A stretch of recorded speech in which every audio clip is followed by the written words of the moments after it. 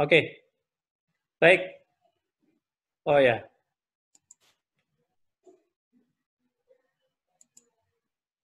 Jadi yang kita diskusikan hari ini adalah safety risk management, safety assurance, dan safety promotion ya. Di mana masing-masing pelajaran itu ada sub ininya, sub topiknya di situ ya. Nanti kita masuk ke masing-masing sub topik. Nah, ini adalah safety risk management.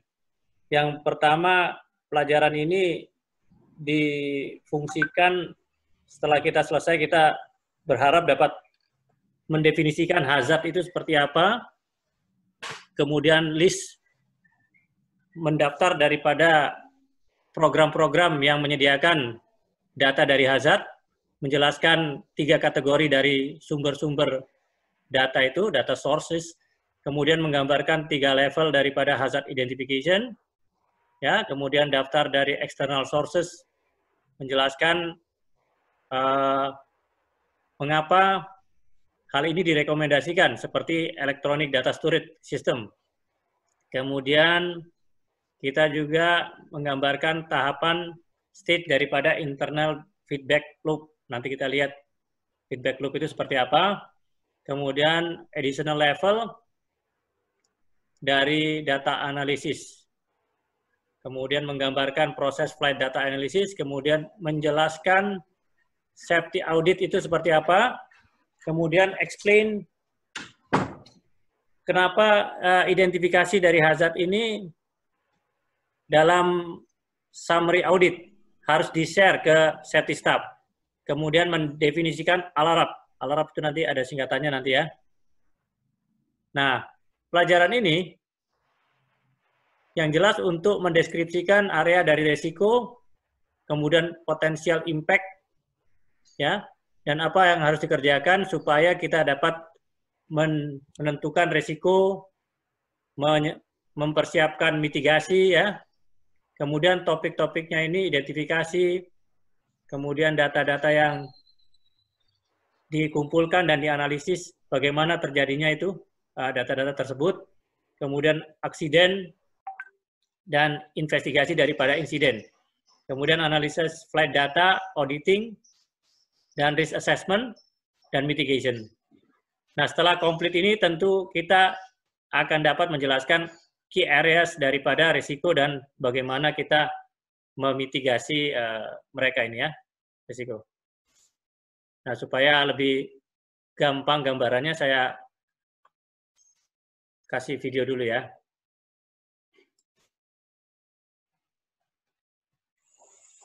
But it boils down to this.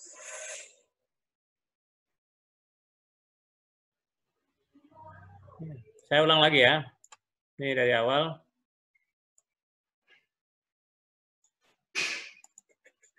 The safety management system may seem a complicated stew, but it boils down to this. Find safety problems and fix them. Thanks to the safety policy, safety risk management, safety assurance, and safety promotion elements of SMS, safety goes into all HR policies, procedures, operations, and system acquisitions. That's a lot of safety. And don't forget our positive safety culture comes from SMS with training, voluntary reporting of safety issues, best practices, and lessons learned. Bottom line, SMS guides us as we report, compile, analyze, identify, and correct hazards in the National Airspace System. SMS is continuous safety.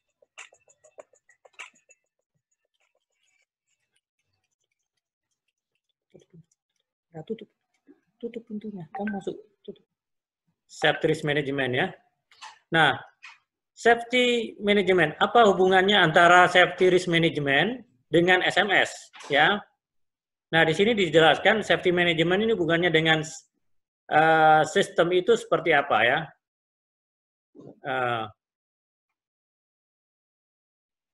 Jadi di situ adalah untuk menentukan daripada hazard ya. Safety management sendiri itu tujuannya di dalam satu sistem di mana terdapat dalam sistem itu bagaimana mengidentifikasi hazard, bagaimana memanage daripada resiko keselamatan itu, safety risk management sendiri. Nah, tentu ada SMS planning, ada SMS operation di dalamnya. Ini dalam suatu sistem ada empat unsur ini ya. Nah, perspektif daripada keselamatan dalam sebuah organisasi ini akan menghasilkan apa yang disebut sebagai safety ya. Jadi, pandangan daripada safety ini dalam suatu organisasi tentu akan menghasilkan apa yang disebut safety itu sendiri. Kemudian safety risk management ini atau SRM ini adalah key component, ya, komponen kunci dari sebuah proses manajemen keselamatan, ya. Nah, safety risk management ini adalah sebuah proses untuk mencapai yang namanya safety outcome atau menghasilkan suatu proses keselamatan. Kita lihat lagi di YouTube. Ada diskusi nih mengenai safety ya.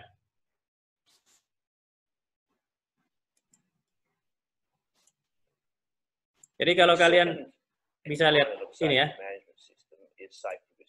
This is a situation where an organisation needs to identify those risks that exist within their organisation or they are exposed to and manage them in some way.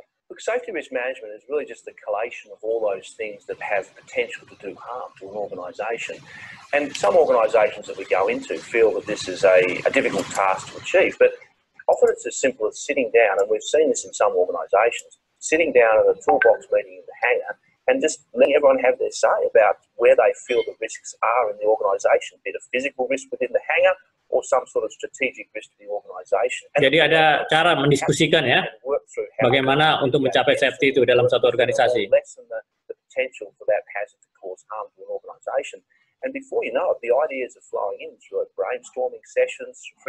Ada brainstorming sessionnya, mereka diskusi.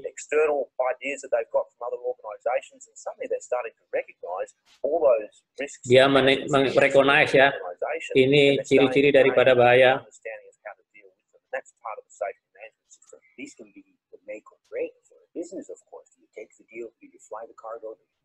Nah, ini bagaimana mengamankan kargo, apa yang menyebabkan kargo tidak aman.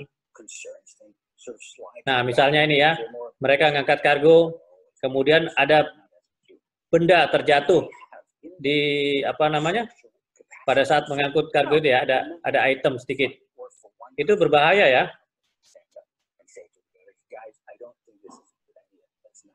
Let's take this small sacrifice to invest in the larger margin of survival. If they have that capacity, that would give me confidence again of their resilience, their ability to recognize, adapt to, and absorb the risks and hazards that are out there before they're being pushed out of their comfort zone across the edge of where they may not go. Part of having a reporting culture is feedback. Nah, ini inspektornya ya, safety system ini. And not every report will require some sort of action to be taken, but at least letting the author of the report. Nah, mereka mengumpulkan data-data itu ke dalam suatu sistem komputer, apa aja yang yang diidentifikasi yang bisa mengakibatkan bahaya terhadap safety.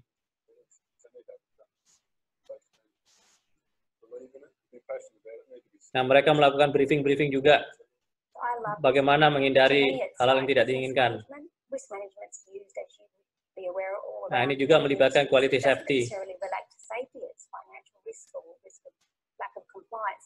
I think it's where I can show the safety management system as a great business tool. Whenever there's any sort of change, it has to follow a process which includes risk management. So it's reminding people of our documented. Nah, mereka punya dokumen yang lengkap ya. Mereka mendokumentasikan semua hal-hal yang berhubungan dengan safety.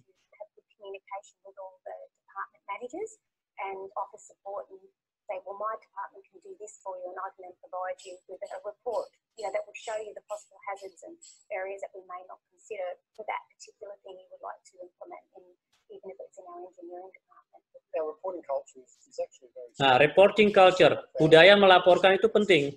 It's the way we do business. So we're very proactive how we do that. Itu hal yang proaktif ya.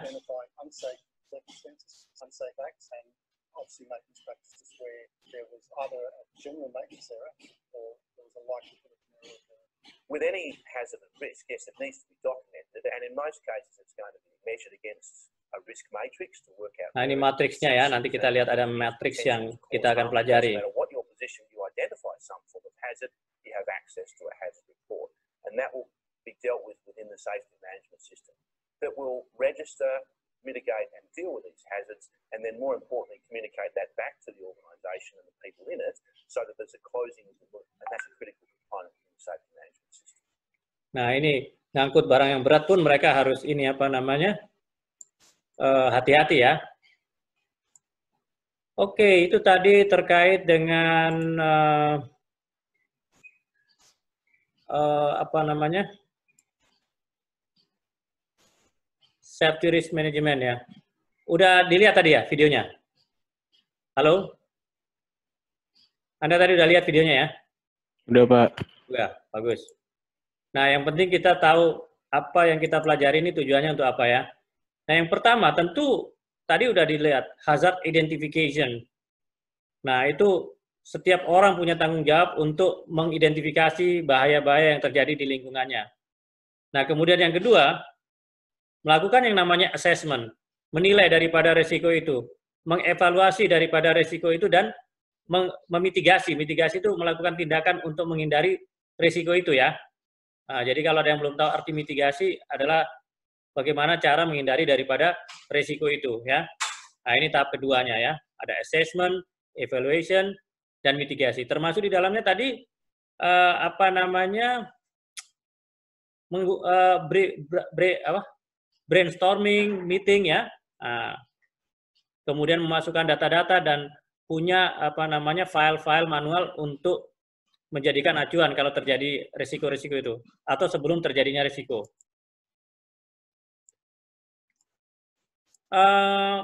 Pengenalan daripada hazard identification dan safety risk management ini adalah inti proses daripada manajemen keselamatan itu ya. Jadi ini adalah inti daripada manajemen of safety. Kemudian hazard identification dan safety risk management ini adalah komponen yang harus didogmakan ya, didogmatikkan ya. Ini yang harus ditekankan terus ini. Nah, ini melalui hal-hal yang konsep yang komprehensif dalam suatu sistem keselamatan. Dogmatik ini adalah keyakinan di mana orang itu mengharapkan untuk bisa menerima tanpa harus bertanya-tanya lagi. Jadi terima aja. Ya, ini apa namanya, tidak boleh ditawar-tawar lagi. Ya. Jadi ada kebiasaan bagaimana orang itu tahu ini hazardnya gini-gini. Ini dijadikan budaya. Kemudian hazard identification ini adalah tahapan awal ya daripada proses formal untuk mengumpulkan ya, merekam, melakukan tindakan. Jadi ini adalah tahap awal. Kalau tidak bisa mengidentifikasi apanya yang mau dikumpulkan, apanya yang mau dilakukan tindakan gitu ya. Nah, banyak cara untuk atau sumber untuk identifikasi hazard ini. Nah, contohnya di sini employee pekerja ya. Employee pekerja yang apa namanya itu dia berhubungan dengan sistem prosedural ya. Dan dia juga adanya hubungan dengan training deficiencies. Jadi kalau perlu training, staf ini atau karyawan ini ya perlu melakukan training ya untuk dia bisa dapat melakukan pekerjaannya sehari-hari. Nah, kalau tidak ada training yang sesuai, dia nggak tahu apa yang identifikasi hazardnya seperti apa gitu ya. Kemudian flight data analysis ini ada juga aktivitas yang dilakukan ya. Jadi dalam suatu departemen safety-nya suatu penerbangan, mereka akan memastikan bahwa kumpulan data ini atau aktivitas mengumpulkan data ini terstruktur ya dalam sebuah cara-cara yang memang apa namanya cara itu digunakan untuk memahami hazard ya dan harus secara efektif di manage untuk memastikan operasional yang safety ya. Nah, ini dia. Jadi di situ rujukannya ICAO SMM 1.12.2 ya. Nah, hazard ini bisa terjadi pada semua level organisasi. Masih ingat kemarin waktu kita film pertama yang CIS itu, teori CIS itu kan semua level itu punya potensi mengakibatkan bahaya, punya potensi kelalaian gitu ya. Oleh karenanya itu perlu mekanisme yang proaktif ya. Jadi hazard identification itu adalah hal yang proaktif, dilakukan secara aktif sebelumnya ya. Jadi itu secara sukarela melakukan yang namanya reporting system ini, ya. Dan hazard ini juga bisa diidentifikasi atau diambil dari beberapa hasil investigasi, laporan investigasi. Jadi dari satu laporan investigasi itu bisa kelihatan, oh ini ada hazardnya di sini pada saat investigasi, oh ini terjadi hazard di sini. Waktu kemarin kita lihat film yang video terjadinya Fallujah 12 itu kan diinvestigasi. Kemudian ketahuan, oh ini bahayanya di sini ya. Jadi hazard dapat dikategorikan sesuai dengan sumbernya dan lokasinya ya, di mana terjadinya dan sumber penyebabnya apa. 7 kriteria daripada hazard. Quality dan number of program to gain detailed data on hazard. Jadi kriteria daripada data kualitas itu seperti ini, ya. Kalau kita mau tahu data yang berkualitas dalam SRM itu, paling enggak ini datanya pertama, yang itu dapat diterima, kemudian dan dapat digunakan untuk maksudnya menganalisa kan. Kemudian datanya ini lengkap, tidak boleh ada yang missing, ya, konsisten, ya. Ada parameter yang diberikan itu yang konsisten. Jangan sampai ada jadi data itu bisa direproduksi, dapat di-print ulang, dan dapat menghindari kesalahan. Kemudian accessibility, dapat diakses, ya, dan bisa digunakan untuk analisa. Timeliness itu artinya datanya relevan pada periode-periode waktu yang diminati dan dia tersedia ya. Security, aman, data ini dilindungi ya. Jangan sampai datanya ini mudah diinfiltrasi masuk kalau orang bilang sekarang di sabotage segala macam ya, atau di CCP gitu ya. Biasanya sama siapa yang kalau komputer itu yang hacker ya. Nah, ini dimasuki, ini security system. Kemudian accuracy. Datanya ini bebas dari kesalahan, ya, mestinya seperti itu, akurat. Nah, dengan mempertimbangkan 7 kriteria ini, ya, kita akan bisa menghasilkan informasi yang lebih akurat, yang bisa digunakan untuk menghasilkan suatu pembuatan keputusan yang strategik, ya. Kemudian number of program. Jadi program-program untuk mengumpulkan data itu bisa terdiri dari bagaimana melakukan employee safety report, ya. Kemudian investigasi accident dan insiden, flight data analysis, process analysis, job task analysis, on-site safety audit, maintenance reliability. Jadi bagaimana kita menggunakan sistem pemeliharaan yang dapat terpercaya, dan continuous analysis and surveillance system or CAS report. Kemudian external sources seperti ini sumber eksternal, bisa ambil dari sumber luar ya, badan-badan investigasi luar dan safety organization dan manufacturers. Oke, sampai sini ada pertanyaan? Jadi ini 7 kriteria dari kualitas data dan sejumlah program untuk mengumpulkan data ya, terkait dengan hazard. Nah, kemudian di sini disebutkan review daripada definition hazard ini sendiri adalah condition di mana ini definisi hazard ya, keadaan atau objek atau aktivitas yang memiliki potensial atau dia berpotensial untuk menyebabkan kematian, injuries korban, timbulnya korban terhadap personil, karyawan, dan dapat merusak daripada peralatan atau struktur. Struktur itu bisa struktur bangunan, ya, struktur pesawat, ya. Kemudian dapat mengakibatkan kerugian daripada material, ya. atau mengurangi kemampuan kinerja daripada fungsi-fungsi yang dijelaskan tadi. Fungsi-fungsi pesawat itu mengurangi kemampuannya. Nah ini referensinya SMM 112.1 ya. Nah, safety management ini dimulai melalui sebuah organisasi, kemampuan sebuah organisasi untuk mengidentifikasi hazard yang benar-benar terjadi dan potensial hazard. Jadi ini kata kuncinya bagaimana suatu organisasi mampu mengidentifikasi hazard yang aktual dan potensial. Ya. Ini ya. Bagaimana metode mengidentifikasi 3 hazard itu? Adanya menggunakan metode reaktif, proaktif, dan prediktif.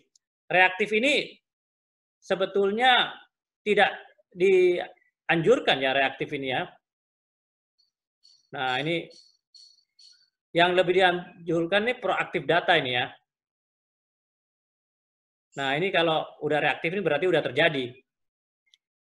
Tapi oke lah kalau udah terjadi dulu untuk dijadikan pelajaran nggak apa-apa. Nah ya, kalau yang proaktif ini data yang diambil dari sebuah proses yang dipicu oleh suatu kejadian yang kejadiannya itu tidak begitu serius gitu ya, maksudnya tidak begitu parah gitu ya. Nah, tetapi ini udah dilakukan pengumpulan proaktif data ini, ya. Nah, prediktif ini data yang dari data-data yang bisa diprediksikan ya. Jadi menggunakan flight data analysis itu juga bisa melakukan suatu data potensi dari flight data itu digunakan sebagai alat bantu memprediksi agar tidak terjadi suatu hal-hal yang tidak diinginkan. Nah, sedangkan levelnya juga ada 3 di sini. Levelnya mulai dari organizational atau corporate level, tingkat yang paling tinggi adalah corporate level ya. Kemudian fungsional level, ini tingkat manajemen, manager di sini. Kalau organizational corporate itu tingkat direksi. Kemudian fungsional level tingkat manajerial, manager. Individual level ini udah karyawan ya. Nah, di sini setiap level ini udah harus dipastikan mereka mengetahui tentang bagaimana mengenali hazard. Kemudian identification daripada external source. Sumber-sumber luar yang bisa digunakan sebagai hazard identifikasi itu termasuk bagaimana menginvestigasi accident. Kemudian adanya mandatory incident investigation, voluntary reporting data. Jadi adanya data yang sukarela yang dilaporkan. Jadi ini perlu ini. Kemudian reporting data daripada kelayakan udara. Maksudnya kelayakan ini dari perhubungan ya. Ada laporan airworthiness ini. Kalau di kita Kementerian Perhubungan yang monitor ini kelayakan. Kemudian operational performance monitoring data, safety risk assessment data. Dan di sini ada lagi nih banyak nih. Ternyata 1, 2, 3, 4, 5, 6, 7, 8, 9, 10, 11, 12, 13, 14, 15. Mulai dari data dari audit finding. Ada 11 ini ya. Nah, kemampuan daripada membenchmark internal performance ya, benchmark itu kayak studi banding itu ya. Melalui internal performance again industry safety standard. Jadi ada pembandingan antara internal performance, kinerja daripada internal organisasi dibandingkan dengan safety standard industri yang dimana ini penerbangan, karena kita di penerbangan, ini airline ini bisa mendeterminasikan area di mana mereka dapat memperbaiki, ya, memperbaiki operasionalnya. Nah, ini adalah sebuah proses yang namanya occurrence data collection analysis. Data collection ini dikumpulkan ya. Di sini dilihat ya. Effective safety management is data driven. Jadi kalau kita mau yang namanya suatu manajemen safety yang efektif berdasarkan data. Jadi dasarnya data tertulis ya. Nah, mereka punya database. Mereka punya database yang sebagai dasar untuk memastikan yang dipastikan itu efektif dan dapat dipercaya, ya. Nah, tentu dengan database ini memerlukan peralatan yang esensial, peralatan yang cukup baik ya. Misalnya electronic database ya. Nah, ini biasanya udah tersedia di luar ya. Nah, perlunya persyaratan dari suatu sistem dan proteksi yang dipertimbangkan. Jadi kalau Anda punya di perusahaan nanti ada suatu sistem yang digunakan, syarat-syarat sistem itu seperti apa yang baik? Ya, sistem itu user friendly, jadi mudah digunakan ya. Kemudian dapat mentransform jumlah data yang banyak ya. Jangan lelet sistemnya. Kemudian bisa mengurangi kerja daripada manajer. Jadi membantu manajer sama safety personil dalam suatu pekerjaannya. Jadi dia benar-benar membantu, very helpful gitu. Kemudian dia dioperasikan dengan biaya yang rendah, jangan sampai cari sistem yang mahal pengoperasiannya. Nah, itu ada 4 ya, suatu sistem yang efektif ciri-cirinya seperti itu. Kemudian basic feature-nya seperti apa? Jadi ada log safety event. Jadi kejadian-kejadiannya itu ada ininya, historinya, ada lognya ya. Ada kategori-kategorinya, bisa dipilih berdasarkan kategori-kategori. Kemudian link event. Jadi ada link terkait dengan kejadian itu, misalnya di situ nanti di-upload foto-fotonya, reportnya. Jadi begitu ceritanya ini bisa dilihat linknya, oh ini fotonya seperti ini, reportnya seperti ini. Itu satu fitur yang baik dalam satu sistem. Kemudian terlihat tren di sistem itu, ada monitor trennya. Ini kecenderungannya naik apa turun gitu kan. Kemudian ada analisis compile-nya. Jadi mengumpulkan analisis itu ada chart-nya, ada report-nya. Jadi dia bisa data itu bisa dihasilkan berupa chart atau report. Jadi bisa dikonversi ke chart atau suatu report. Kemudian ada historical record-nya. Ada ini data ini diperoleh kapan atau terjadi kapan, itu bisa di tracing. Kemudian safety data ini bisa di-share di organisasi yang lain, jadi bisa di-share, misalnya dari safety di-share ke operasional, ke HRD, segala macam, untuk diolah supaya bisa dilakukan analisis perbaikannya. Kemudian bisa digunakan sebagai investigasi monitoring investigasi. Kemudian bagaimana melakukan implementasi tindakan koreksi supaya data ini memang ada manfaatnya gitu ya. Gitu. Database daripada manager ini must balance ya, harus seimbang ya. Nah, ada protection yang harus dipertimbangkan.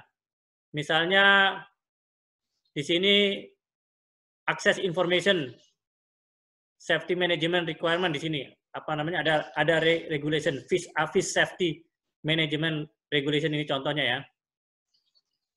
Kemudian ada prosedur dan policy bagaimana memproteksi safety data ini. Jadi dibatasi, nggak bisa sembarang orang bisa masuk ke dalam sistem itu ya. Kemudian deidentifikasi. Kalau ada third party yang coba-coba masuk untuk mau lihat, itu mestinya nggak boleh kalau tidak ada kepentingannya yang pas gitu. Jadi ada proses diidentifikasi. Kemudian ada security of information system, data storage and communication network. Jadi ada keamanan daripada sistem informasi itu, data storage-nya seperti apa, benar-benar aman diproteksi, ada password-nya, kemudian ada juga communication network-nya dibatasi. Dan ada larangan kalau orang yang tidak terotorisasi untuk menggunakan data tersebut. Jadi terlebih ya, saya lihat ini sistemnya ini kalau kita belajar IT tentu nggak asing dengan hal-hal seperti ini. Ini ada hubungannya dengan IT ya. Dan kemudian metode untuk menyimpan data. Contohnya di situ bisa menggunakan Mercator, Sentinel, Formally Basis. Ini namanya Electronic Safety Data System ya. Ini contoh-contohnya aja ya. Kemudian analisa ini tentu tujuannya bisa digunakan untuk pertama, membantu memutuskan keputusan tambahan, ya, additional fact. Jadi kenyataan tambahan yang diperlukan itu seperti apa ya? Kemudian bisa lebih memastikan ya faktor-faktor laten yang bisa mengakibatkan defisiensi safety itu sendiri seperti apa. Jadi yang mengakibatkan apa defisiensi ini ya? Jadi kekurangan yang menyebabkan safety itu jadi apa namanya kurang seperti apa gitu ya. Kemudian membantu menyimpulkan kesimpulan yang valid ya, kesimpulan yang benar-benar bisa ditertanggungjawabkan. Kemudian memonitor dan mengukur daripada tren safety dari suatu kinerja ya. Nah, ini adalah tujuan daripada analisa itu. Database action. Database action database action ini adalah kita lihat di sini dapat mendeteksi daripada emerging trend. Tren-tren yang terkini seperti apa. Kemudian mengambil suatu tindakan pada tahap yang lebih awal. Itu adalah bagaimana suatu database melakukan suatu action. Jadi apa namanya? Database yang bagus itu dia akan bisa melakukan suatu laporan trennya seperti apa dan memberikan suatu rekomendasi untuk seperti apa. Jadi kita bisa mengikuti rekomendasi itu atau mengabaikan rekomendasi itu atau melakukan satu rekomendasi tersendiri berdasarkan database action itu. Ya. Kemudian di sini disebutkan ada contoh nih.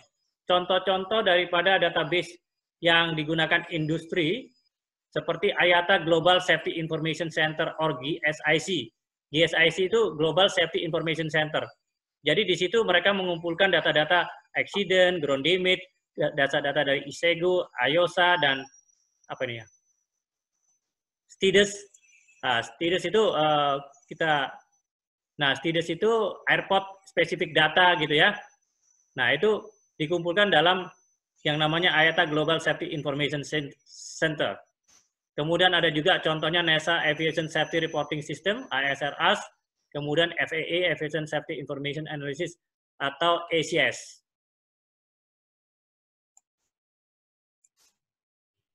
Investigasi daripada accident dan insiden, ini penting. Dari hasil investigasi tersebut, ya, tentu akan ditemukan finding ya, ditemukan fakta-fakta daripada temuan itu. Seperti pada saat kita melakukan investigasi itu, melakukan suatu interview kepada karyawan, ya. Kemudian adanya kita minta flight data dari digital flight data recorder. Ini kalau misalnya terjadi insiden atau accident suatu pesawat jatuh, ini akan minta flight datanya ya. Biasanya black box itu ya. Nah, black box itu ada hubungannya dengan history segala macam. Kemudian fail hardware such as aircraft part. Apa yang mengakibatkan pesawat itu fail? Hardware-nya seperti apa? Spare part-nya seperti apa yang bikin masalah? Kemudian kita melakukan suatu review dokumen dan prosedural. Prosedurnya apakah udah benar? Dokumen-dokumennya ini yang ada yang bisa diinvestigasi seperti apa? Kemudian interview dengan technical expert. Kita interview orang-orang yang ahli dalam bidangnya. Kemudian adanya manufacturer participation. Nah, kalau terjadi kecelakaan seperti Lion Air itu kan, Lion itu apa? Boeing ya? Betul nggak? Iya, Pak, Boeing. Boeing, si Boeing datang ke Jakarta, partisipasi dia, melakukan investigasi bersama, memberikan suatu rekomendasi, ini kenapa kok bisa pesawatnya jatuh gitu kan. Nah, ground handling atau rem video. Nah, kita melalui dengan ground handling atau video ini kita bisa melakukan analisa. Oh, ini kejadiannya begini toh. Penyebabnya seperti. Jadi bisa dimonitor dari suatu video. Misalnya dia punya CCTV, kemudian investigasi. Nah, seperti itu ya. Kemudian data analisis ini bisa termasuk daripada rekomendasi daripada expert itu. bagaimana dia mengevaluasi daripada kejadian-kejadian yang terjadi, konsensus, ya, keputusan konsensus dari sebuah kejadian itu, kemudian tahapan dari sebuah kejadian, kemudian defisiensi sebuah sistem. Jadi sistem yang defisiensi itu melakukan suatu data yang bisa dianalisis. Nah, kesimpulannya akan ada rangkuman, summary, ya, dari informasi yang faktual itu dan analisis yang faktual itu, ya. Dan kemudian setelah disimpulkan, ada rekomendasi bagaimana mengidentifikasi, bagaimana menentukan corrective action yang tepat, yang lebih spesifik untuk mencegah hal itu tidak terulang kembali. Ya, itu rekomendasinya. Kemudian senior manajemen akan mereview, termasuk dia akan lihat senior manajemennya ini udah melakukan hal yang benar apa enggak. Ya, corrective action plan-nya yang harus dilakukan sama senior manajemen seperti apa. Kemudian dia assigning menentukan dan men-tracking implementasi. Jadi dia menetapkan, oke, kalau begitu corrective action-nya kita harus melakukan A, B, C, dan D. Nah, dia tracking. A-nya udah sampai di mana, B ini dilakukan seperti apa. Jadi untuk menentukan hal yang safety itu harus bertahap juga, ya. Kemudian di tracking, ya. Kemudian conducting periodic follow-up assessment. Jadi dinilai secara periodical itu di follow up. Ini sudah efektif apa belum? Kalau belum efektif dilakukan perbaikan lagi, ya, atau ditegaskan lagi. Tolong ini dikerjakan sampai dia benar-benar efektif. Nah, kunci pelajaran kita di dalam investigasi ini, dengan adanya investigasi ini kita bisa mengerti apa yang terjadi dan bagaimana kita mencegah terulang kembali. Jadi investigasi itu tujuannya adalah kita paham apa yang terjadi dan bagaimana mencegah hal itu tidak terulang kembali. Itu kata kuncinya, ya.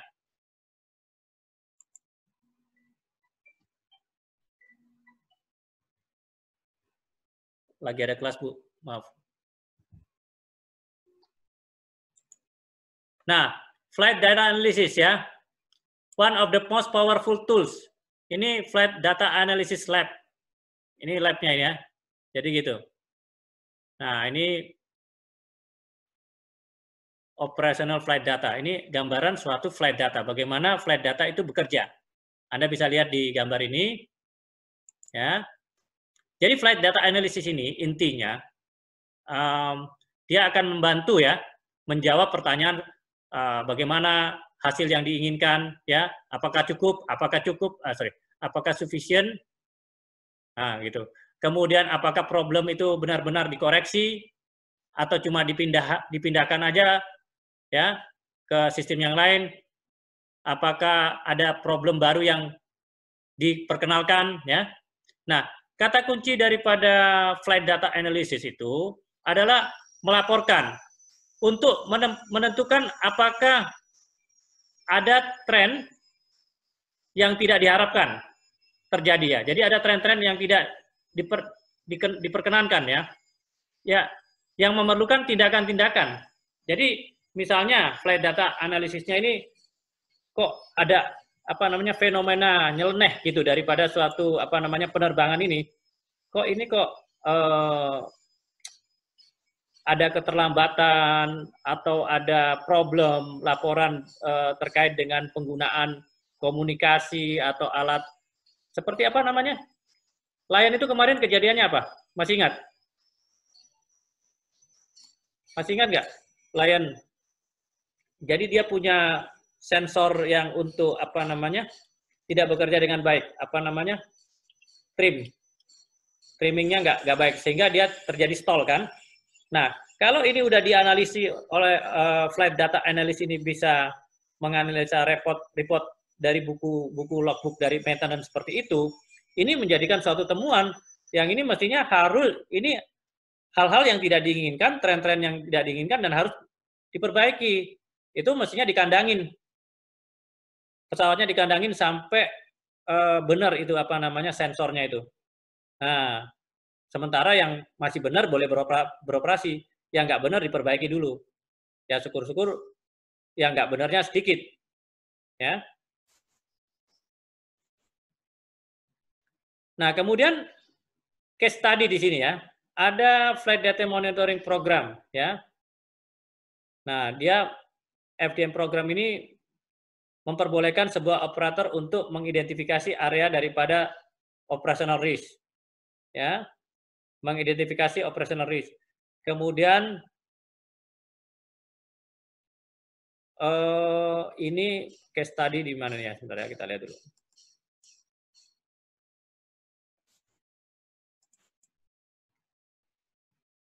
Nah, statistik data ini juga dikumpulkan untuk mensupport daripada analisis proses. Jadi FDM analysis ini, assessment dan proses ini untuk effective assessment. Kemudian adanya education. Jadi FDM analysis techniques ini harus terdiri daripada ini, accident detection. Apa accident detection ini? Searching daripada deviasi dari suatu penerbangan ya. Nah, kemudian all flight measurement, sistem what is normal practice. Yang tadi saya ceritakan itu. Jadi kalau suatu sistem itu failure, seperti sensor daripada trimming itu failure, itu mestinya harus dijadikan suatu core of event ini, ya, ini sebagai deteksi yang awal gitu ya. Kemudian kita langsung aja ke sini ya. Nah, setiap crew member ini harus tanggung jawab untuk report event. Nah, mestinya kalau itu tanggung jawabnya dari si engineer-nya harus lapor. Harus lapor, ini dilaporkan bukan hanya kepada pilot, tetapi juga kepada headquarter-nya. Terjadi hal-hal seperti ini, tindakan apa yang harus dilakukan gitu kan? Strateginya harus seperti apa? Kemudian data retention strateginya harus seperti apa, bagaimana? Ya. Nah, ini harus dilaporkan ya. Nah, kemudian di sini ada prosedur yang di sini ada prosedur-prosedur ya yang minimum untuk mendefinisikan tujuan daripada FDM program ini harus seperti apa ya.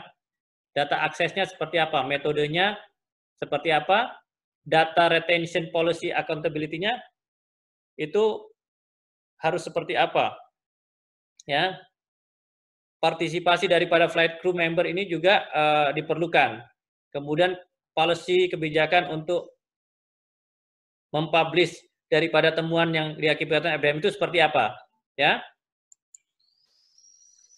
Nah, nanti akan kita temukan pada saat kita bekerja nanti ada yang namanya quality auditing dan safety auditing, ya. Safety auditing ini digunakan secara utama, ya, untuk memverifikasi safety performance, ya. Nah, ini yang melakukan site audit activities ini biasanya dilakukan oleh independent entity, ya.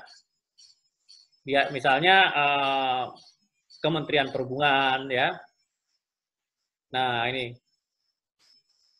Kemudian kita sebaiknya memahami ya perbedaan antara quality auditing dan safety auditing.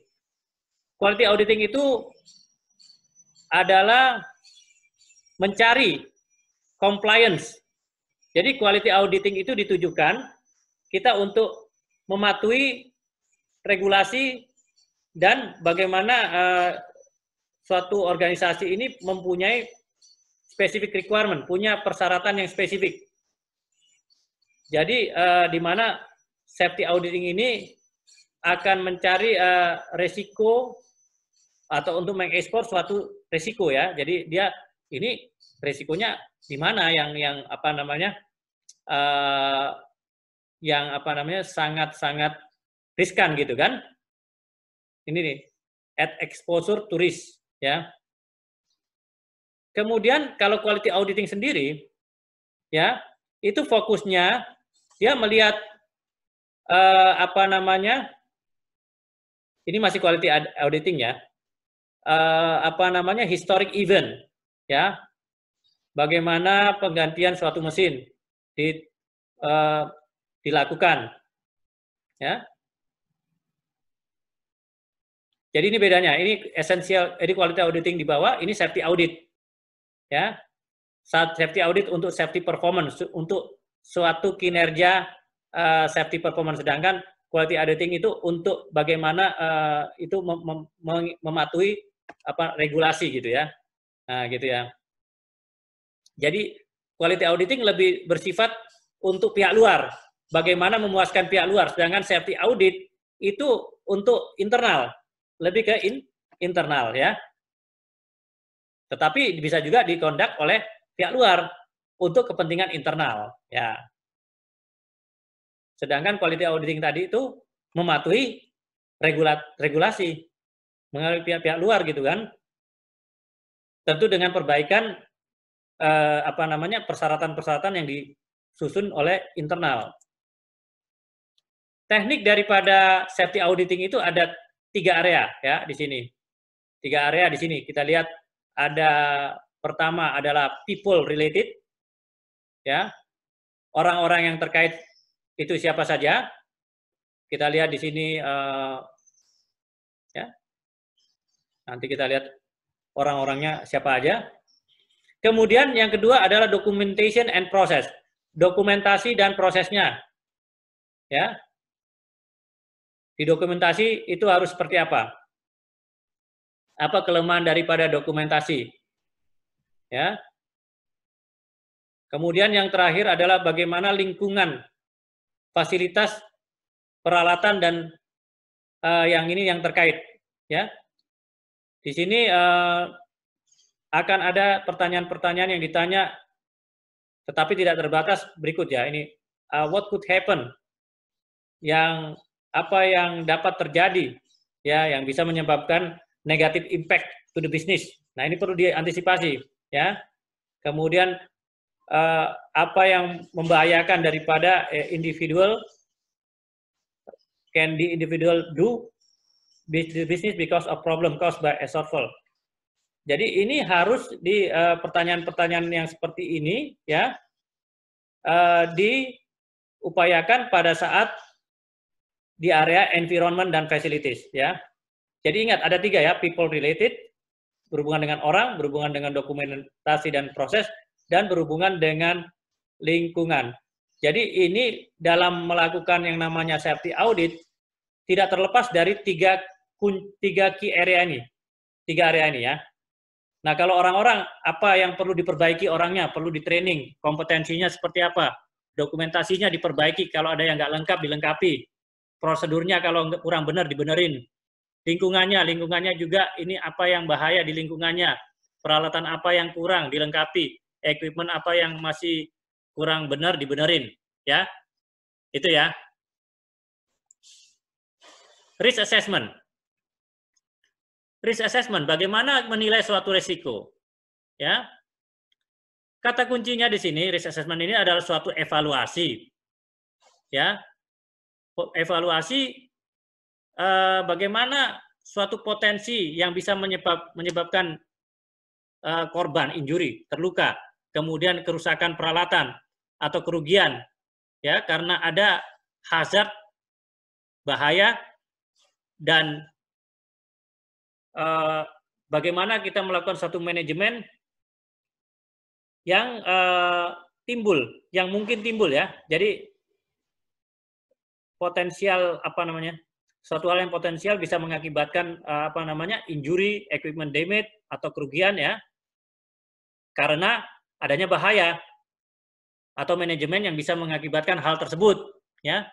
Jadi kalau kita menilai suatu resiko itu manajemennya juga dinilai ya. Manajemennya ini udah profesional apa belum gitu ya.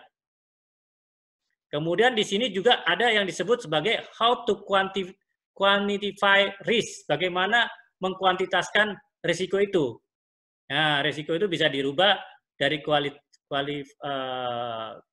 kalau kita belajar metode penelitian itu ada yang kuantitatif, ada kualitatif gitu kan. Safety risk management ini adalah general term encompass assessment and mitigation. Jadi ada penilaian dan mitigasi.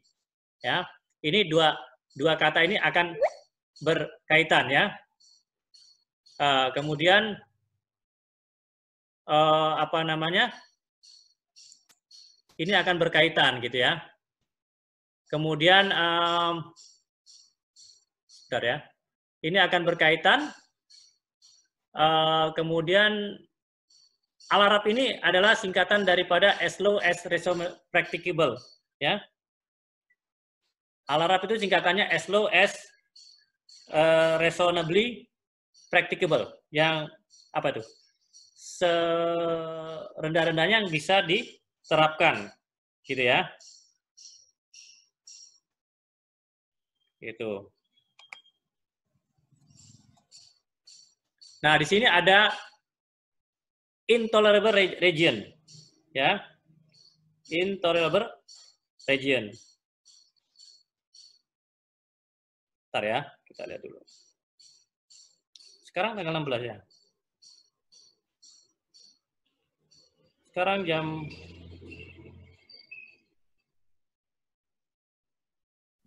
Jam 11, Pak. sebentar ya.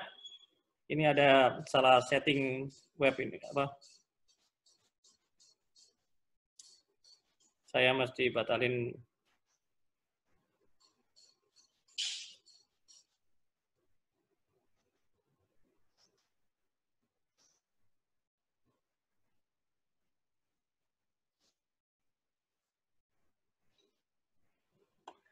Jadi the risk is unacceptable at any level. Jadi resiko ini apa namanya tidak bisa diterima di level apapun.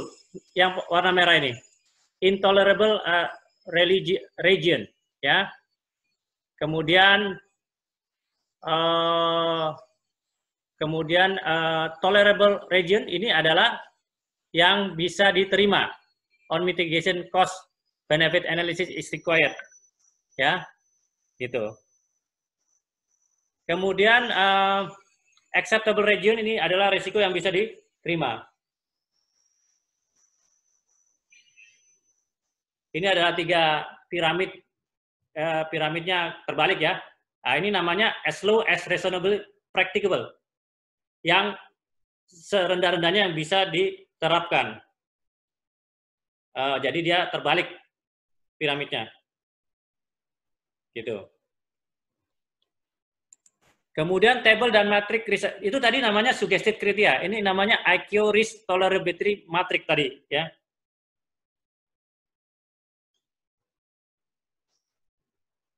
Itu nanti di situ ada 5A, 5B, 5C dengan tadi yang barusan kita lihat. Kemudian nih selain itu temannya masih banyak nih, ada tiga table lagi. IQ safety risk probability, IQ risk assessment, sama IQ safety risk. Nah, ini yang safety risk probability. Ada nilainya. Kalau sering terjadi atau frequent, maka nilainya tinggi, 5.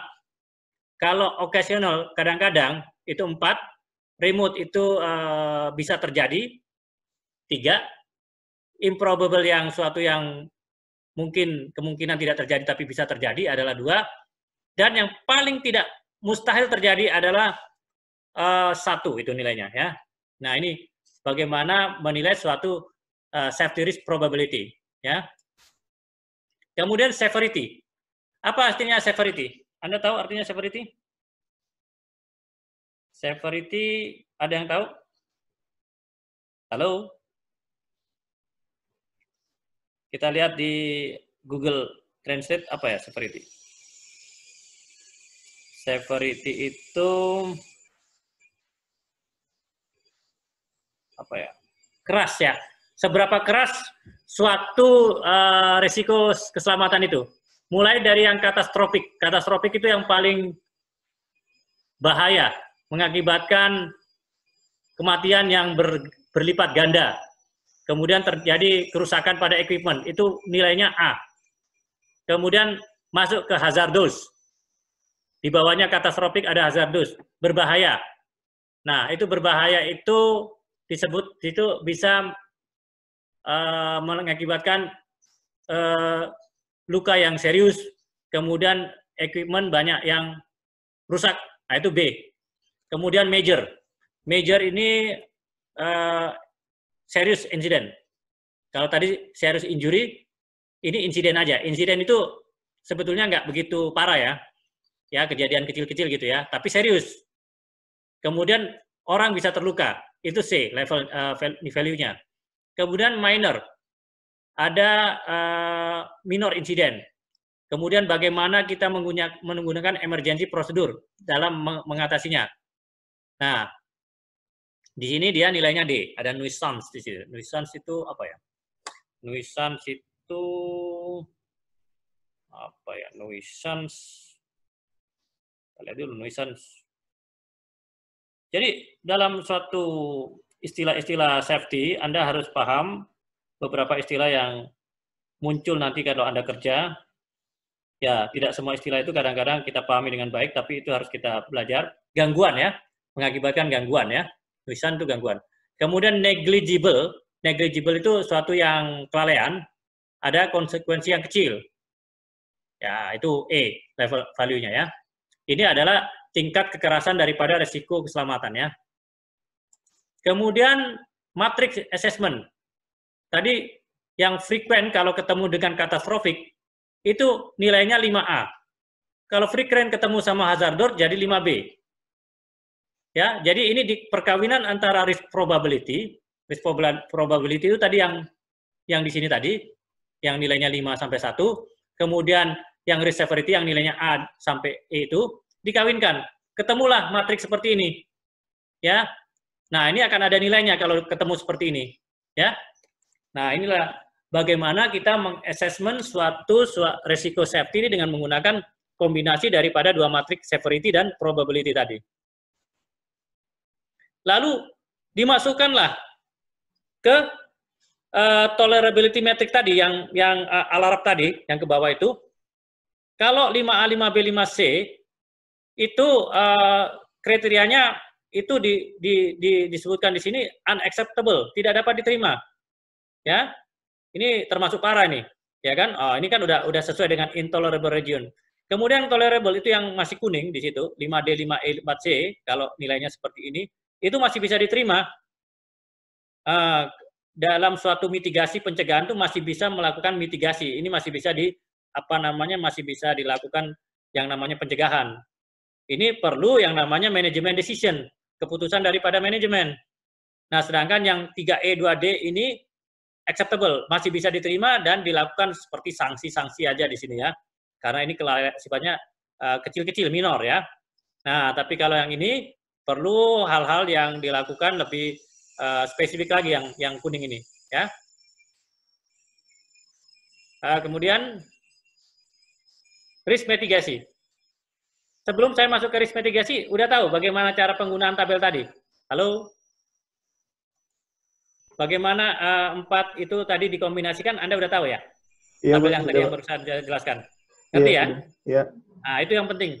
Itu nanti siapa tahu keluar di ujian gimana ya. Nah, kemudian CAR. CAR itu adalah singkatan daripada Corrective Action Requires or Record. Ya. Nah, bagaimana CAR itu? Di sini CAR itu disebutkan adalah suatu tool, alat yang bermanfaat untuk merekam Corrective Action Plan atau CAP. Bagaimana tindakan korektif atau perencanaan tindakan korektif ya, ini disubmit oleh yang namanya functional manager. Ya. Dan digarisbawahi atau bagaimana suatu organisasi ini mempropose suatu hal untuk membenarkan hal-hal yang kurang baik ini. Dan didokumentasikanlah hal tersebut dalam suatu alat yang namanya CAR. Ya, CAR itu alat di mana merekam. Ya, mungkin di situ disebut sebagai dokumen, laporan, segala macam ya. Nah, ini. Kemudian safety risk control atau mitigation. Mitigasi tadi di suatu tindakan untuk mengurangi risiko. Bagaimana proses ini menerapkan suatu yang namanya tindakan ya atau defenses. Defenses itu apa ya? Mempertahankan, bertahan ya. Bagaimana untuk bertahan? Perencanaan untuk bertahan tuh supaya tidak terjadi hal yang makin buruk. Kemudian yang kedua untuk mengeliminasi atau mengurangi, ya mengeliminasi itu hilang selamanya, hilang nggak ada sama sekali. Reduce itu mengurangi.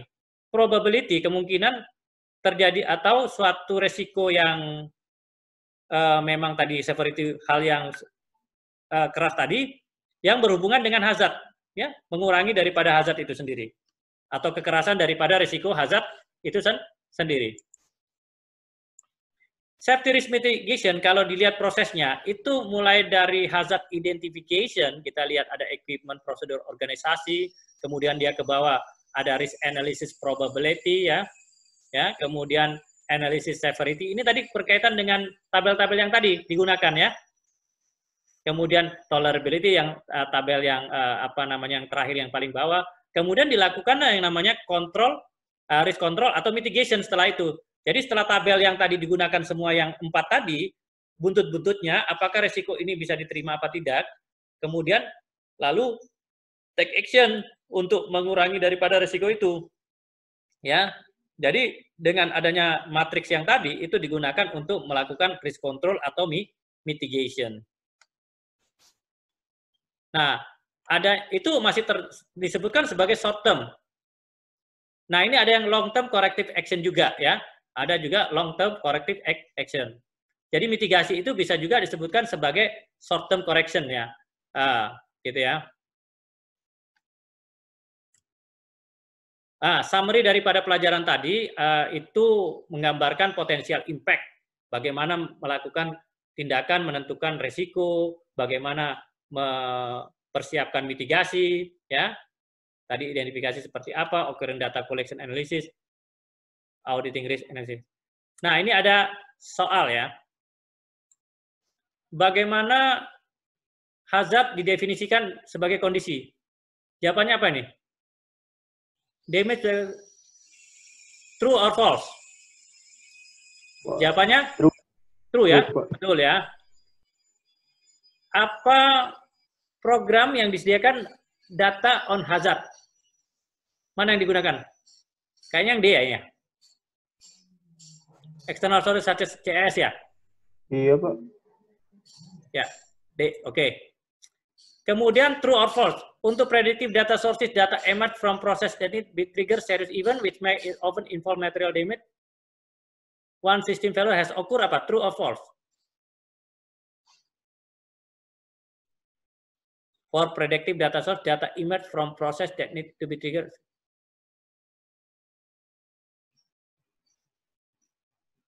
Waduh, sebetulnya sebelum sistem failure terjadi, ya, mestinya ini, ya. Ini false ini, ya. Nah, sebetulnya kuncinya itu Anda bisa lihat di paling belakang ini, ya. Di paling belakang Anda punya textbook itu ada answer key itu, ya. Nah, Anda sebetulnya bisa coba-coba di situ. Saya nggak akan jawab semua ini. Kita nggak usah diskusikan semua karena kuncinya ada di belakang, ya. Nah, nanti tapi kalau Anda mau bertanya nggak apa-apa terkait dengan pertanyaan ini, apa yang nggak jelas. Ini kayak 7. Following electronic data storage system yang digunakan apa ini? Aero, ya, ya berhubungan dengan udara, ya, aero, ya. Nah, ini true, false, and strongly recommend to use electronic system. Iya dong, ya. Di strongly recommended, kan. Choose recommended external source. Nomor 5, aircraft and part manufacturers. Ini yang berhubungan dengan pesawat, ya. Yang Boeing tadi ceritanya itu, kan, datang untuk mengini. Kemudian yang ini 3 level. The best description functional level yang mana? 4 ini B, daily hazard. Identification. Nah, ini harus ada identifikasi secara harian, ya. Kemudian yang 8. 8 ini jawabannya false. The first state ini nanti Anda lihat lagi yang first state itu benar nggak ini? Ini di sini jawabannya false. Kemudian 9 itu following as an additional level of occurrence data analysis, industry or regional safety data sharing event. Ya. Nah, Anda lihat di sini, ya, ada kuncinya di sini, ya. Anda bisa lihat sendiri nanti di bagian paling bawah. Ada yang tidak mengerti tentang hal itu, Anda bisa tanyakan saat di forum kita diskusi, ya. Atau Anda bisa tanyakan di WA. Arti-arti yang Anda nggak ngerti. Nah, ini saya lewatin dulu ya, skip dulu ya. Yang jelas risk management ini adalah suatu assessment yang mengekspresikan ya suatu term daripada memprediksi daripada kemungkinan dan kekerasan daripada konsekuensi sebuah bahaya yang akan diambil sebagai referensi pada situasi yang dianggap paling buruk. Ya. Nah, ini safety risk ini. Ini juga ada definition daripada safety risk di sini. Ini ada locker by incident, kita nggak usah lihat, nanti aja.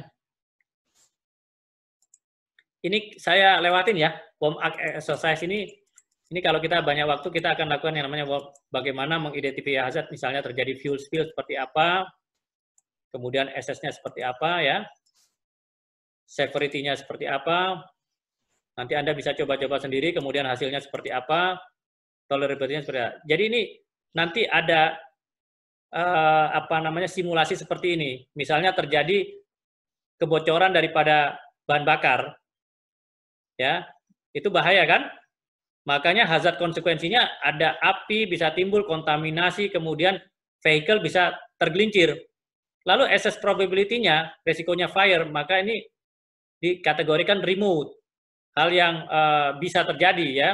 Kemudian severity risk-nya hazardous, dia bahaya, tingkat bahaya ya. Kemudian resulting risk index-nya jadi 3B. Karena remote itu 3, hazardous itu B ya. Seperti itu. Nah, makanya established risk tolerability acceptable based on risk mitigation. Kalau 3B itu ada di level yang acceptable ya. Nah, bagaimana exercise 2? Nah, seperti ini. Ada foreign object. Anda tahu foreign object itu apa? Ada yang tahu nggak foreign object? Jadi ada benda yang jatuh di airside, berbahaya. Bahayanya apa? Bisa mengakibatkan engine ingestion. Ingestion itu engine-nya nyedot, itu foreign object. Nah, mengakibatkan kerusakan daripada properti. Kemudian tentu bisa merusakkan ban. Kalau ban nginjak itu bisa, kalau paku itu kecoblos, banyak gembos, ya kan? Nah, yang jelas rusak bannya.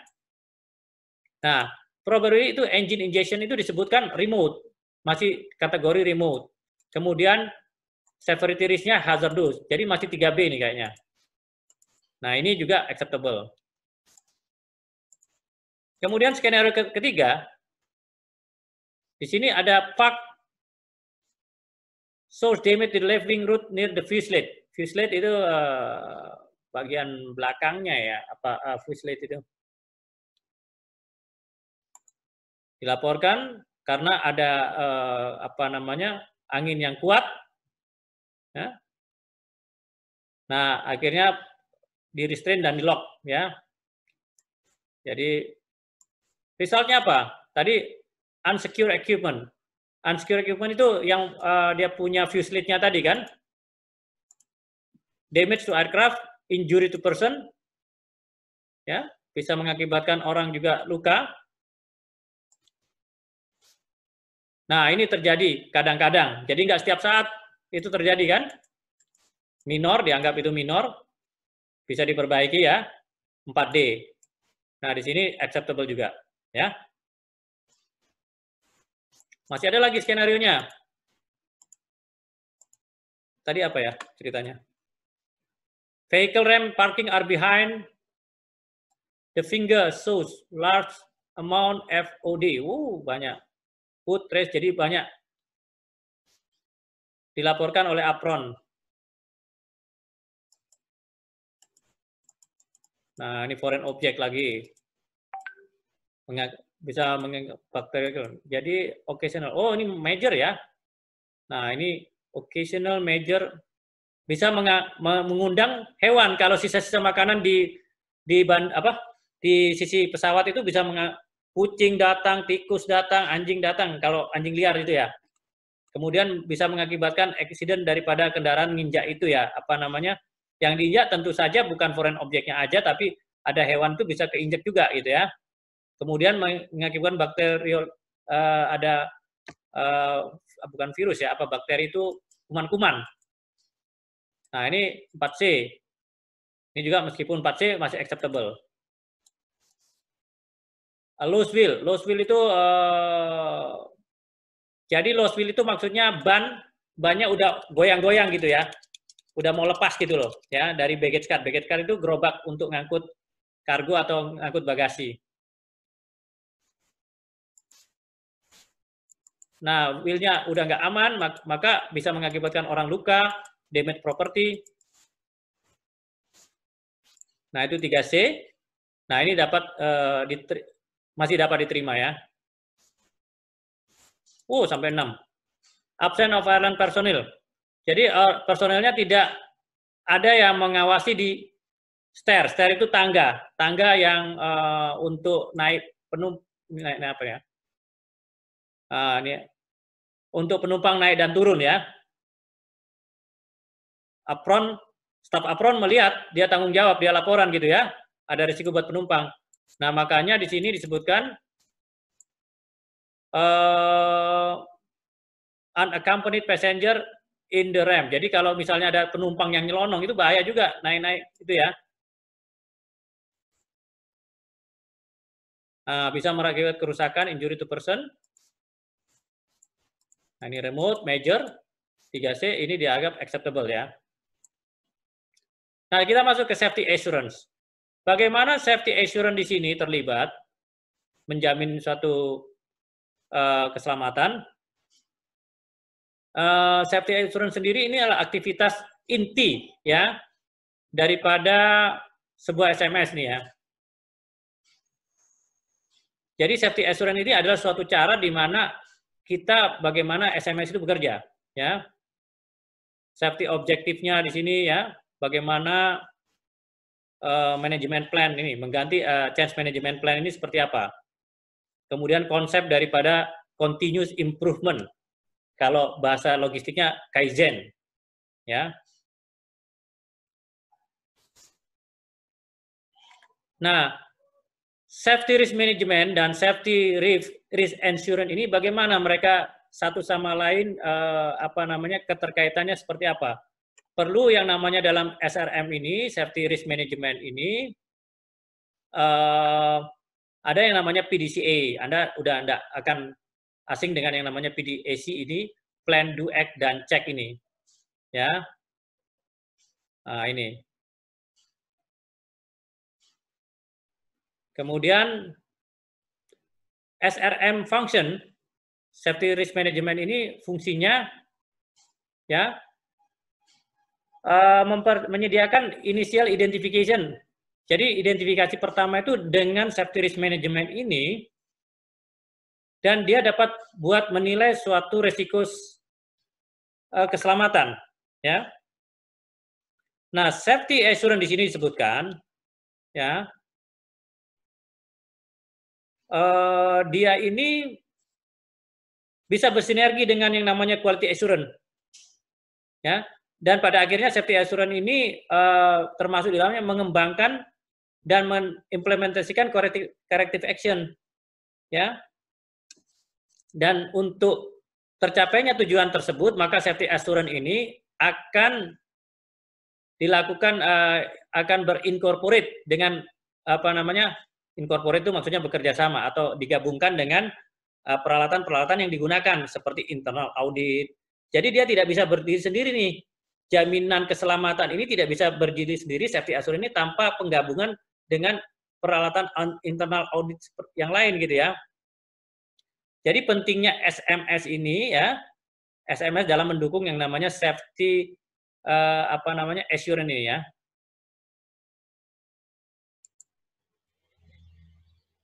Nah, di sini safety performance dan monitoring dia punya perspektif seperti ini ya. Nah, adanya tanggung jawab, siapa yang bertanggung jawab, accountable manajemennya siapa yang melakukan yang tadi planning, organizing, directing, controlling, manajernya siapa, ya.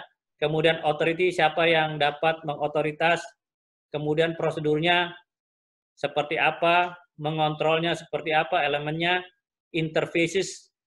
Jadi ini adalah komunikasi yang digunakan seperti apa ya. kemudian proses measures, bagaimana mengukur daripada proses itu, ya, memberikan feedback.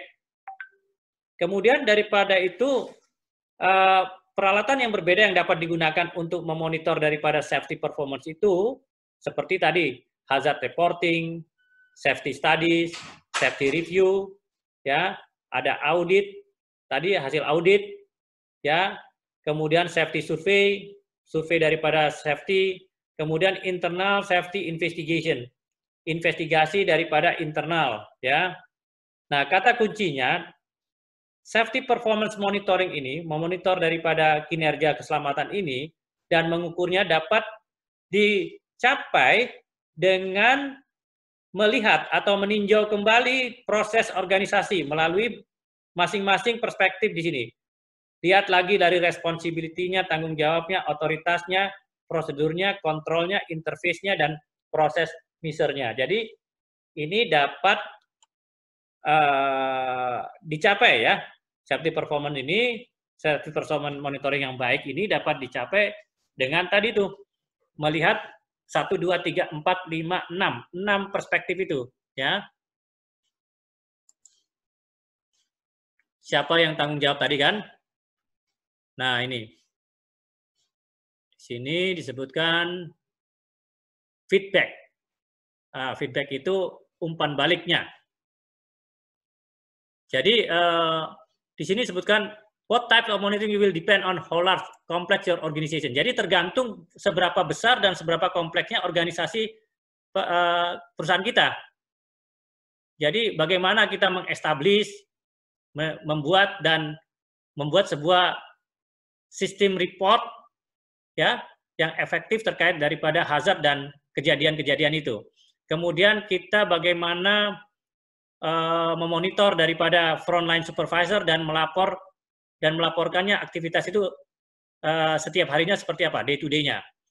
Kemudian regular daily inspection-nya seperti apa, formal on informalnya seperti apa. Kita melakukan inspeksi harian atau yang teratur. Kemudian bagaimana kita menggunakan survei, safety survey.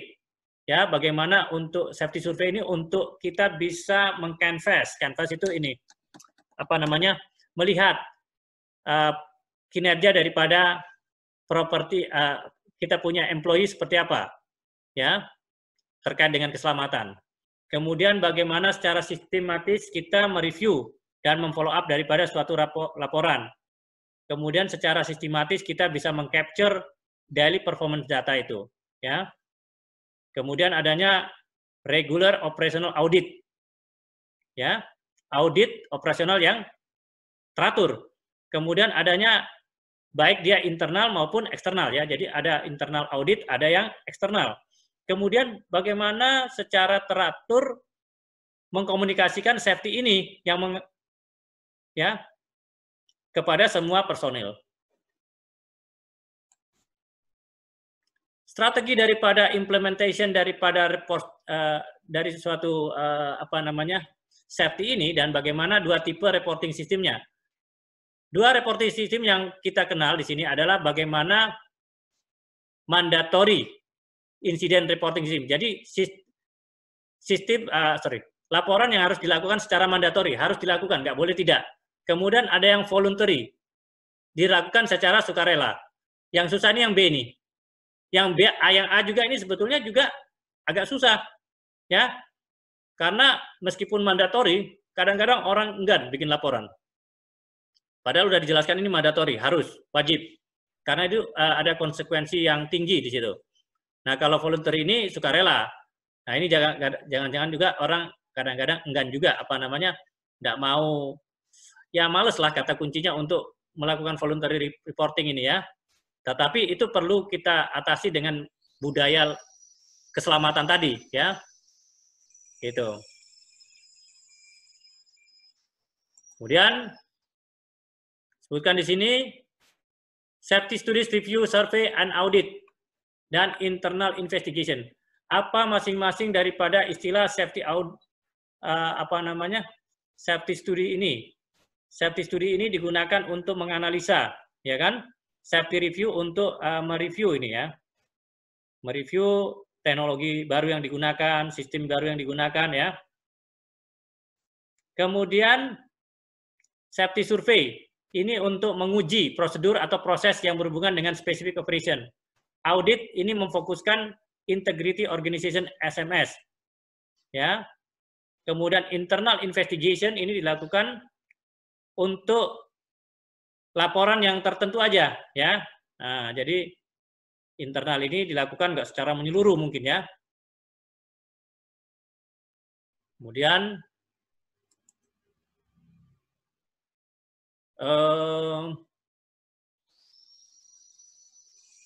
ini kita lewat dulu ya.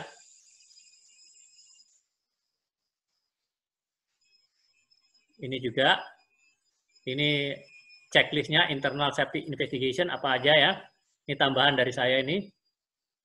Tidak ada di textbook ya. Ini tahapan-tahapan daripada internal safety investigation process ini. Ya, dari hazard occurrence notification assessment sampai safety communication process. Kemudian example dari SMS SPI ini, ya, safety performance indicator chart. Ini safety performance indicator chart, ya, of how high consequence SMS safety performance. Ini ada alert level kriteria, ada target level kriteria. Jadi karena ada indikator, kemudian ada alert, ada target, ya. Ada yang high, ada yang lower, ya. Nah, ini adalah suatu yang namanya indikator peningkatan reportable incident rate. Kemudian ada kecenderungan naik ini, kemudian turun lagi. Kemudian ini juga HH. Ini contoh-contoh laporan yang di-generate melalui sistem, ya. Nah, kemudian menggunakan yang namanya apa ini? Standard deviation. Dia menggunakan standard deviation untuk menganalisa daripada laporan tersebut. Jadi ini kalau Anda belajar statistik, Anda bisa baca, oh ini masih bisa diterima. Nah, ini rata-rata seperti apa daripada apa namanya data-data yang diterima itu melaporkan terkait dengan safety itu. Nah, masuk ke manajemen of change. Adanya perubahan daripada manajemen ya, atau manajemen perubahan, bukan perubahan manajemen perubahan. Bagaimana suatu manajemen perubahan dilakukan? Ada beberapa hal yang perlu diperhatikan, ya, secara sistem yang kritikal, ya. Kemudian kalau terjadi manajemen of change ini, hal-hal yang diperhatikan terkait daripada sistem itu sendiri dan aktivitas itu bisa terpengaruh, terganggu, ya. Kemudian stabilitas daripada sistem dan operational environment. Jadi kalau misalnya nanti ada suatu perubahan sistem baru, itu harus ada yang standby untuk monitor karena adaptasi proses itu bisa mengganggu daripada operasional dan keselamatan sendiri. Kemudian pas performance ini harus seperti apa? Harus mendukung kinerja yang lama ini mestinya bisa dijadikan patokan untuk kinerja yang ke depan seperti apa, ya, mau berubah seperti apa. Jadi kinerja yang lama ini begini perlu diperbaiki seperti ini. Makanya manajemen change itu perlu dalam setiap bisnis itu. Seperti lagi kita COVID-19 seperti ini, beberapa sistem itu akan apa namanya banyak diaktifasikan, yang namanya sistem digital, yang namanya sekarang katakanlah kayak kalau kita belajar online di tiap sekolah itu ada yang namanya LMS, ya, Learning Management System kalau kayak di Trisakti. Nah, yang tadinya itu nggak ada sistem baru diperkenalkan. Nah, untuk menggunakan sistem baru ini perlu apa namanya penyesuaian, perlu apa namanya dia ada titik kritikalnya di mana tidak semua orang bisa menggunakan. Nanti kalau tidak semua orang bisa menggunakan harus ada pelatihan, harus disosialisasikan. Kalau enggak ini sistem nggak bisa digunakan, nggak bisa berfungsi dengan baik itu. Dan orang-orangnya juga nggak bisa bekerja dengan baik itu. Dan tentu critical safety-nya mana? Nah nanti otomatis pelajar-pelajar atau siswa-siswa tidak bisa dilayani kalau sistemnya nggak bisa digunakan oleh penggunanya ya, oleh dosennya atau oleh sekolah itu. Nah, itu namanya change management yang tadinya nggak ada yang baru gitu. Nah, ini yang harus diperhatikan, hazard associated with change will be systematically identified. Jadi harus diketahui dulu, bahayanya apa kalau ganti sistem ini, masalahnya di mana gitu ya. Kemudian manajemen change ini juga akan dievaluasi. Gimana? Udah enak, udah cocok nggak ganti sistem ini, nyaman apa enggak? Itu tentu pada awalnya nggak nyaman karena ada penyesuaian. Tapi seberapa jauh nanti akan mulai nyaman karena sistem yang baru itu digunakan untuk sebetulnya membantu, mestinya seperti itu.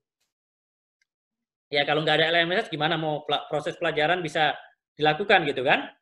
Nah kemudian informasinya akan di-track. Ada informasinya dilacak, ini udah bisa dilakukan oleh berapa orang, semuanya udah bisa apa enggak.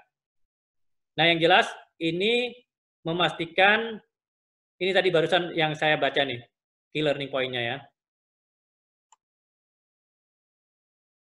Nah di sini disebutkan, yang di atas ini, airline should evaluate existing management process to determine if change are required. Apakah perlu pergantian, misalnya new equipment perlu diganti enggak, new operation perlu hal baru enggak, outsourcing fungsinya seperti apa, outsourcing ini menggunakan outsourcing perlu enggak, kalau misalnya pesawatnya banyak, perlu menggunakan outsourcing enggak bisa digunakan oleh stafnya sendiri, kemudian partnership-nya perlu berubah enggak, merger atau tidak, perlu dilakukan apa enggak gitu kan, ini, kalau untuk penerbangan seperti ini, suatu manajemen change yang bisa terjadi ya, dalam suatu manajemen proses. Saya tadi lebih condong menganalogikan kepada suatu perubahan sistem. Itu yang biasanya banyak berpengaruh. Nah ini, kalau small change, ternyata ada perubahan sedikit nih. Red bag-nya itu isinya sandwich, sedangkan green bag is your parachute. Bagaimana kalau kayak gini menurut Anda? Benar nggak ini? Halo? Jadi, ini orang yang informasikan, ini udah terjun. Dia bilang kalau yang merah itu isinya sandwich. Yang hijau baru parasut. Ya, ini keliru ngambil dia. Nah, karena apa? Sosialisasinya tidak dipersiapkan di awal. Ini yang namanya gambaran manajemen of change yang salah. Mestinya dari awal tuh dari disiapkan, ini kalau ini yang isinya sandwich ya, yang ini isinya parasut. Jadi nggak sampai salah ngambil. Nggak sampai salah implementasi. Kalau udah kayak gini kan repot nih yang terjun nih. Kalau dia punya nyawa rangkap, nggak apa-apa. Ini yang berhubungan dengan safety, maksudnya seperti itu. Nah, change management plan. Jadi harus ada rencana, ya. Kalau ada plan, paling nggak sebagai safeguard, ya. Nah, ada antisipasi, ada jadwal, ya. Ada penyusunan daripada spesifik safety indicator. Jadi nggak nyelonong. Safety management itu, change management itu tidak nyelonong aja, harus ada plan ya. Nah gini,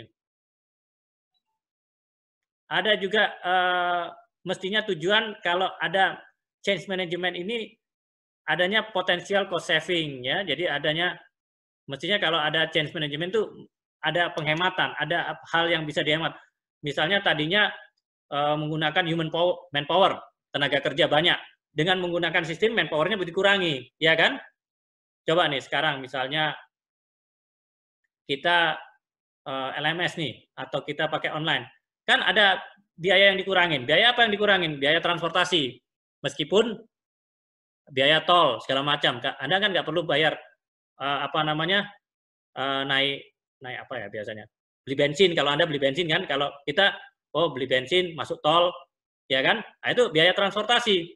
Tapi ada gantinya cuma biaya internet. Biaya internet kalau dibanding biaya transportasi lebih mahal biaya transportasi.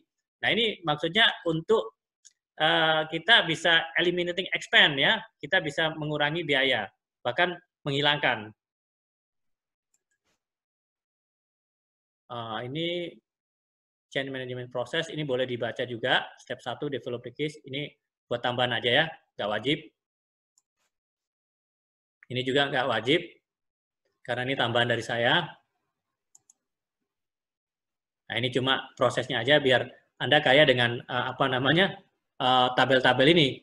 Anda referensinya yang di textbook aja cukup sih sebetulnya.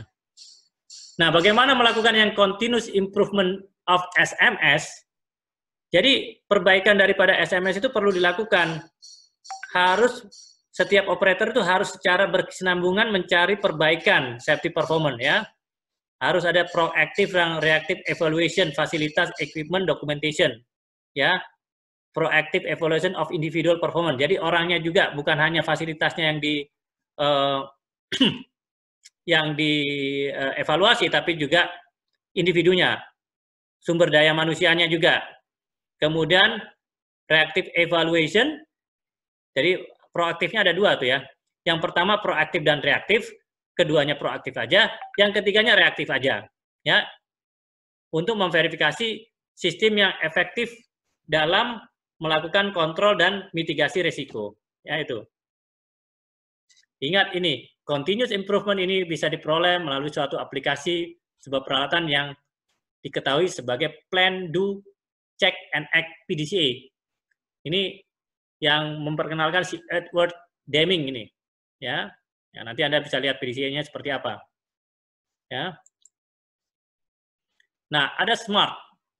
SMART ini apa ya, SMART? SMART, specific, measurable, achievable, dan realistic within time frame. Nah, ini yang SMART. Internal dan external audit of SMS. Nah, ini tadi yang Plan, Do, Check, and Act. Plan itu apa aja? Bisa Anda baca. Do ini apa aja? Check apa aja di sini?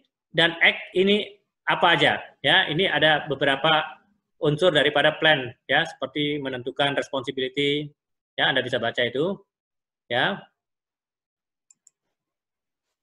Nah, summary daripada pelajaran yang lesson ke berapa ini, keempat ya. Keempat ini kita bisa mengidentifikasi dan memitigasi risiko melalui proses ya, pentingnya suatu proses ini ya. Kemudian nih progress check-nya di sini. SRM function on and of an SMS provide for initial apa ini? Identification alarab ya. Yeah. Tadi yang tabel alarab, alarab itu ya. As low as practicable itu ya. Kemudian ini yang alarabnya ini, itu alarab. Ini identification of hazard. B. Kemudian yang kedua, ini true or false. Ini true ya. Perspektif ya ada 5 kan, 1, 2, 3, 4, 5, 6 ya. Nah ini proses measure true. Ada 1, 2, 3, 4, 5, 6 ya. Kemudian yang 3, properly will prevent changes. Prevent changes from introducing new hazard. A properly implemented will prevent changes. Kok will prevent changes? Bukan prevent changes ya. Itu false ya. Prevent hazard mestinya ya itu. Justru changes ini yang harus dilakukan kalau memang perlu. Change management process is documented strategy to proactively identify and manage safety risk. Ini ya. Whether operational, technical. Kemudian yang kelima, which correctly describe continuous improvement. Ini ya, SMS are never static and must not be considered completed once the basic component and element are in place. Nah, jadi SMS itu tidak sesuatu yang statis, tidak sesuatu yang kaku gitu ya. Nah, itu. Oke, ada pertanyaan sampai di sini sebelum kita masuk yang lesson terakhir ini. Kita masih punya waktu 5 menit ya. Jadi kita nggak sampai jam 12 ya. Safety promotion ini cuma sedikit materinya. Nah, oke, kita masuk safety promotion. Di mana di sini adalah kita melihat adanya safety promotion, safety training education, safety communication ya. Bagaimana safety promotion ini dilakukan? Tujuannya tentu di sini adalah ini yang namanya promosi ya. Kita akan lihat objektifnya. Kita menggambarkan benefit employee awareness regarding hazard. Jadi salah satu mempromosikan safety itu melalui yang namanya awareness, memberi kesadaran gitu kan.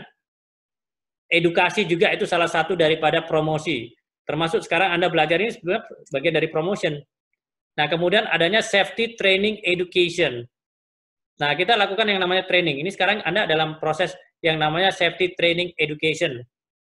Tentunya kalau Anda masuk dalam satu company, diharapkan Anda ini udah bisa mengerti bagaimana faktor-faktor yang mendukung safety itu, ya kan? Nah, kita melakukan safety training. Dan kebetulan Anda trainingnya ini berhubungan dengan aviasi. Jadi ini Anda tepatnya nanti kalau mau menggunakan ilmu ini ya di aviasi, di penerbangan, apa di ground handling ya. Nah, kemudian di sini disebutkan safety manager should provide current information. Jadi bagaimanapun safety manager ini harus punya tanggung jawab menyediakan informasi yang terkini dan memfasilitasi training ini ya, yang berhubungan dengan specific safety issues ya, seperti organizational safety policy, goal and objective, organizational safety rule, basic safety risk management, safety reporting system, safety management support, lines of communication ya, bagaimana diseminasi itu menyebarkan informasi itu seperti apa, validation proses memproses atau memvalidasi proses daripada mengukur daripada training ini efektif apa enggak, awareness-nya seperti apa, itu udah banyak perubahan enggak, kemudian mendokumentation initial indoctrination. Jadi ada dokumentasi itu penting karena nanti pada saat diaudit itu jadi bukti bahwa memang si perusahaan ini melalui manajer ini telah melakukan yang namanya training safety. Jadi besok-besok kalau Anda men-training atau retrain daripada staff di suatu perusahaan, sebaiknya harus punya dokumentasi. Karena itu akan sebagai bagian audit ya. Akan diaudit berapa orang yang di training, materinya apa, dapat nggak sertifikat ya, apa materinya udah sesuai apa belum gitu ya. Nah, topik dalam SMS training seperti yang Anda lakukan sekarang, role dan responsibility, tanggung jawab, peran. Kemudian ada bagaimana melakukan analisis teknik. Tadi Anda menggunakan alat-alat matrik itu adalah suatu analisis teknik. Hazard identifikasi, Anda juga melakukan hazard identifikasi. Kemudian prinsip-prinsip audit, bagaimana kalau Anda diaudit seperti apa yang Anda harus siapkan pada saat audit, bagaimana mengkomunikasikan temuan-temuan itu ya, bagaimana karakteristik daripada budaya corporate just and safety ini seperti apa gitu ya. Jadi karakteristik safety-nya di dalam suatu perusahaan itu seperti apa, itu harus Anda kenali. Kemudian manajemen sistem analisis dan implementasinya seperti apa. Emergency response preparedness, bagaimana persiapan terkait daripada emergency, tindakan darurat. Kemudian faktor-faktor sumber daya manusia dan organisasi, itu harus termasuk dalam training ini. Topik-topik yang akan dibahas dalam training ini. Kemudian safety communication, bagaimana mengkomunikasikan melalui media. Di dalam suatu perusahaan itu biasanya punya buletin.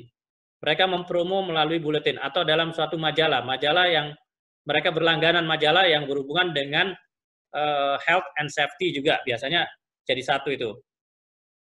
Nah, dengan adanya media-media ini mendorong ya sebetulnya supaya karyawan ini sadar ya. Kemudian dia dapat beradaptasi dengan safety communication ini ya, untuk bisa memenuhi kebutuhan daripada setiap karyawannya. Jadi karyawan ini perlu yang namanya safety.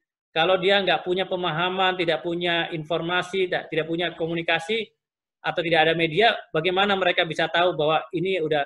Jadi kan nggak mungkin seluruh karyawan itu di training dalam sekaligus, itu kan perlu waktu. Kalau semua karyawan training, siapa yang kerja? Jadi sebagian-sebagian, nah pada saat sebagian hanya yang bisa di training, sebagiannya belum sambil menunggu, ini udah dikeluarkan lagi lah, buletin bahwa yang tadi diajarkan seperti ini. Jadi memicu supaya karyawan yang berikutnya mau belajar, supaya tertarik, supaya ikut berpartisipasi dalam safety tersebut. Ya. Jadi bisa melalui company website, email ya, diinformasikan melalui email, kemudian safety magazine, safety discussion. Nah, kemudian ini komunikasi udah.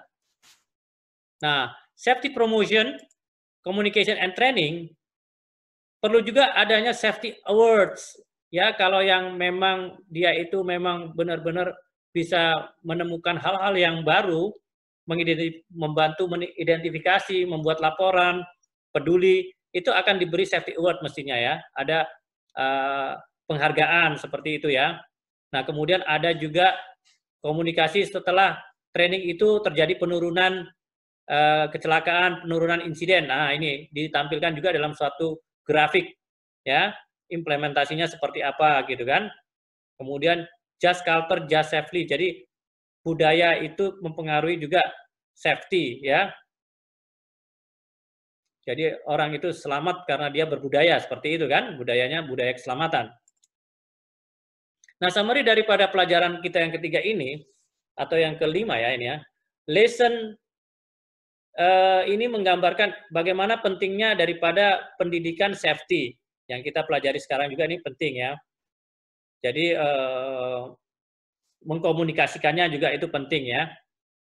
Nah ini, bagaimana suatu keterlibatan daripada senior management toward safety ini harus bisa terlihat untuk semua karyawannya.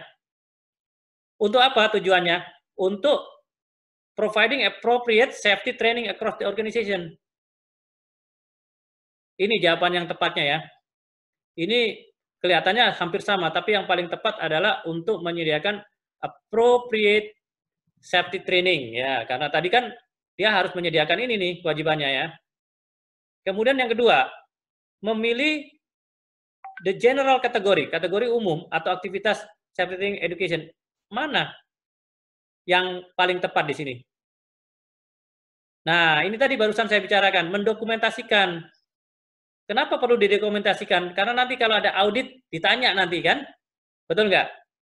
Ditanya, kemudian diperbaiki. Ini benar nggak udah trainingnya seperti ini ya? Yang A ini jawabannya. Jadi, safety training ini yang paling penting adalah ada mendokumentasikannya ya. Ini penting juga ini ya. Jadi dari situ bisa dilacak, ini udah benar nggak trainingnya gitu ya. Kemudian, transparansi daripada men-sharing the identified safety report an atmosphere where employees are willing to submit safety report without fear of, betul apa salah? Betul ya? Jadi itu akan jadi budaya yang baik ya, membagi the identified safety report. Apa sih the identified safety report? Jadi adanya